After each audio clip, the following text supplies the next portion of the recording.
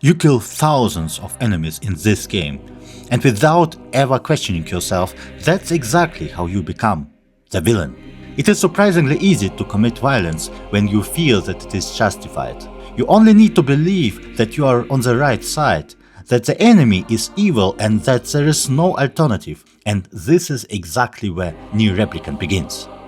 My goal in this video is to understand who Yoko Taro is and what defines him, not through some biographies or some facts about his life, but through the prism of his work, specifically through my experience in NieR Replicant. NieR Replicant asks a simple but uncomfortable question.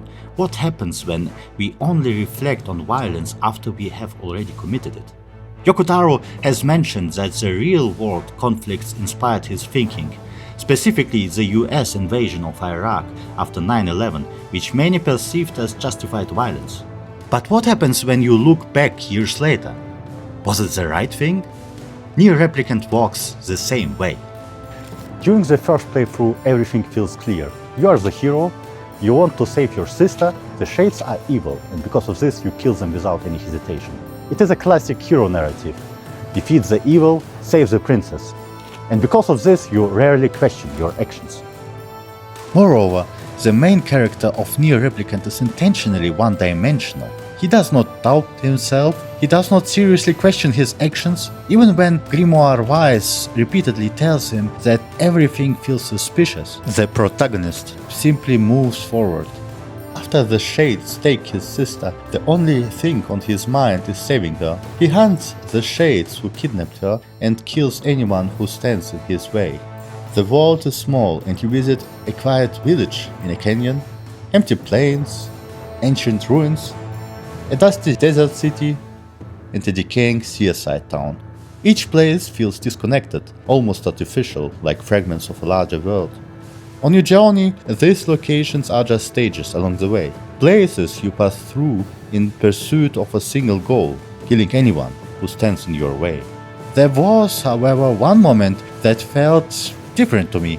The very first task in the game and the very first time where we are confronted with the violence, the mission with the sheep. I was a little bit distracted and I did not saw the entire description of the objective, and since the main character can call the sheep, I assumed that the task was to move the sheep from one place to another. Killing them was the last thing I expected. In some games, it is not even possible to kill friendly NPCs. And when I did realize that I have to kill them, and when I killed them, my character was covered in blood while the world remained peaceful and the music calm and beautiful, which made me feel even worse. It felt cruel, uncomfortable, wrong, and yet, and this is the important part, I did not feel this way when killing the Shades. That felt natural, logical, necessary, and the only reason for that difference was their appearance. They looked monstrous, inhuman, other. The sheep looked innocent. The Shades did not. The morality did not change, only my perception did. During the first playthrough, you also meet companions, Grimoire Weiss, Emil and Kaine. You solve problems together, you form bonds. And Kaine stands out because of her appearance. She wears revealing clothes, not a simple fan service, but because sunlight suppresses the evil power living inside her. What looks provocative at first is actually survival. In NieR Replicant, sexuality has meaning. It is tied directly to narrative and character, unlike games such as Stellar Blade, where the body exists largely as spectacle. This idea appears elsewhere in the world of NieR Replicant as well. In one of the novels, it is mentioned that NieR once was involved in prostitution, not as a provocation, but simply as another act of survival. The game does not frame this as moral failure. It is treated as a fact of the world. He had to earn money for him and his sister. Now I totally understand why he needs a mask. If you're interested in the game's lore, including novels set in its world, the book Grimoire NieR was created with direct involvement from Yoko Taro. The lore in NieR can be pretty confusing, so if you like the game and want to understand it better, I can highly recommend it. At the end, like in every typical hero story, there is a sense of closure. You save your sister, the journey feels complete. Only one disturbing fact is left. The shades are revealed to be human souls. And just when you think the story is over, NieR Replicant quietly tells you, you are not done.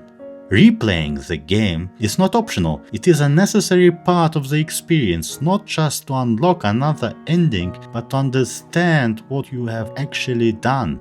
Yoko Taro once said, we don't explain everything, because that's how the real world is. We wanted to capture the same shaky sense of reality. Many things remain unexplained after the first playthrough. Only the second playthrough begins to fill in the missing pieces. This is where the structure of the game starts to form, a structure that only becomes visible when you step back and look at the whole. On the second playthrough, something fundamental changes. The story stays the same, but you don't. Because now you know that the shades are not just evil monsters, now you know that they are human souls, and also you see the additional cutscenes. You hear their thoughts, you hear their fears, their reasons, and this completely reframes the conflict. Dialogue takes on new meaning, silences become loud, violence starts to feel heavy.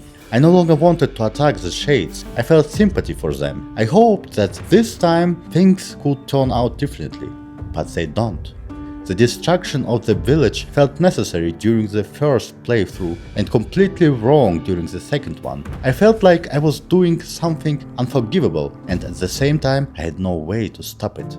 You play through the same story again, but you feel completely different. And even the game itself seems aware that this is repetition and quietly acknowledges the player's presence. During my second playthrough, Grimoire Wise comments on a weapon as if we have already obtained it before. He even notes that this is simply something that can happen on a second playthrough. The game does not hide the repetition, it incorporates it into the experience. During the second playthrough, it becomes clear almost every conflict in NieR Replicant has the same root: miscommunication. Not because people refuse to speak, but because no one truly listens. There are many conflicts in the game.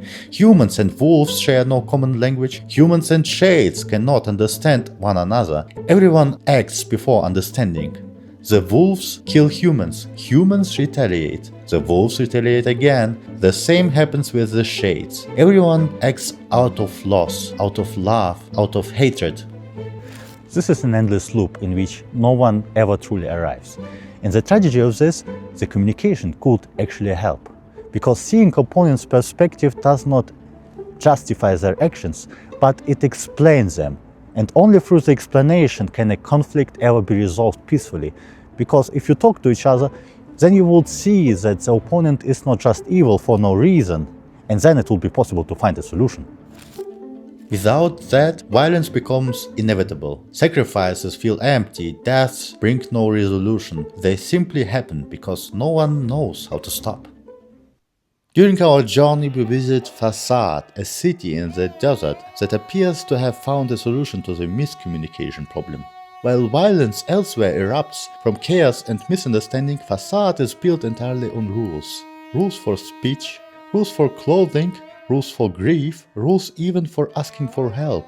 The inhabitants seem calm, almost free. One villager says, rules do not exist to bind you, they exist so you may know your freedoms. The game explains this idea in an interesting way. During our time in the city we will need to go to the temple to save the king of the city. Inside the temple we will need to solve several puzzles, and at the beginning of each puzzle the rules are clearly stated. If you ignore them, you will die repeatedly without understanding why. This is what actually happened to me. But once you know the rules, you also know how much freedom you have.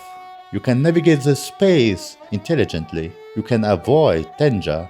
If you apply this principle to the city, it becomes clear that miscommunication is not possible there. Since there are rules for everything and everyone follows them, miscommunication cannot occur.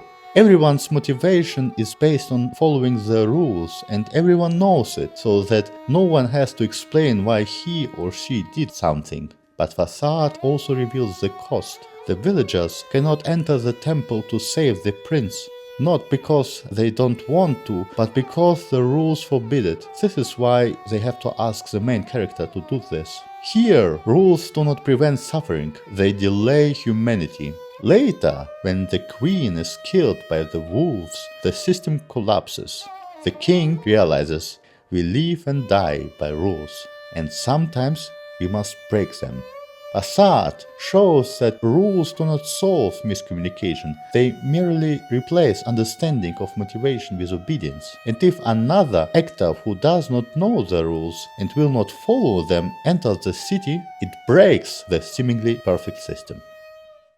And what happens when communication is no longer possible and there are no shared rules everyone follows, like in Facade? When there is no absolute moral standard, something dangerous can happen. Friedrich Nietzsche warned us about situations like this. When absolute values collapse, people often replace them with their own certainties, not because they are true, but because doubt is unbearable. This concept is called nihilism. Good and evil are not facts of the world, they are interpretations. And this is exactly what happens between the Shadow Lord and the main character. The protagonist believes his violence is necessary. The Shadow Lord believes the same. Both are acting from love. Both are acting from loss. In a Famitsu interview, Yoko Taro said something striking. If we do not have doubts, we may find some reason and actually kill someone in reality. Doubt, then, is not a weakness. It is actually something what could heal both sides. It is something what could help both sides to understand each other's perspective. Because perspective matters. You can only see the truth if you look at something from multiple angles, like a three-dimensional object that cannot be understood from a single viewpoint. And this is exactly what the player experiences in NieR Replicant. On the first playthrough, the world feels morally clear. The shades are evil. Your goal feels undeniably right. Not because the first perspective was a lie, but because it was incomplete. This idea that the same thing can appear completely different depending on perspective is reflected not only in the story but in the gameplay itself. NieR Replicant constantly changes genre. A slasher, a text adventure in the forest of myth, survival horror in the mansion, bullet hell in the junk heap. Each gameplay style offers a new perspective on the same game. And with each shift, the player's emotions and expectations change, yet we rarely question these shifts. We simply accept them. We follow the path laid out for us, just like the protagonist. This is where another philosophical concept comes in, Gestalt theory, a term that also appears in the game's original title, NieR Gestalt, as it was released in Japan for the Xbox 360. The whole is different from the sum of its parts. Wooden planks are not a table, and NieR Replicant is not just a collection of genres and perspectives. Only by gathering all fragments, all playthroughs, all viewpoints can its true meaning emerge. Yoko Taro believes that the urge to define ourselves through domination is deeply human, not only in violence but in sports, business, and actually in every kind of competition. Games, at their core, often exist to satisfy this instinct, and that is exactly why Yoko Taro uses virtual violence to discourage real violence. NieR Replicant forces us to reflect on our own actions, not immediately, not through moral lectures, but in retrospective, only after everything is already done. Yoko Taro shows us how easily we are willing to destroy everything as long as we believe that we are right. And maybe this is a reminder for us that being too sure is often what leads to destruction.